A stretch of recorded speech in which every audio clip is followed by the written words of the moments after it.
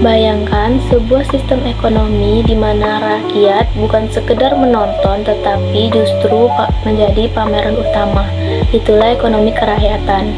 Sebuah konsep khas Indonesia yang berakar pada Pancasila dan Undang-Undang Dasar 1945 dengan tujuan sederhana tapi mendalam, yaitu sebesar-besar kemakmuran rakyat.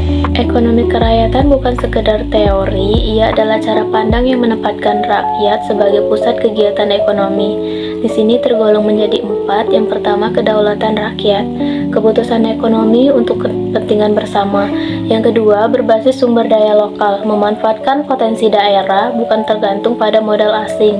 Yang ketiga, gotong royong dan kekeluargaan, semangat kerja sama yang menjadi khas bangsa. Yang keempat, keadilan sosial, memastikan kesejahteraan tidak hanya dinikmati segelintir orang tetapi juga bisa bersama.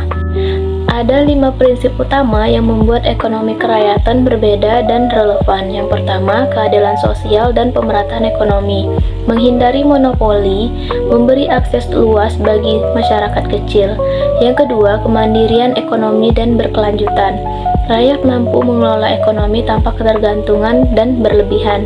Yang ketiga, partisipasi aktif masyarakat, rakyat bukan hanya konsumen tapi juga produsen dan mengelola sumber daya.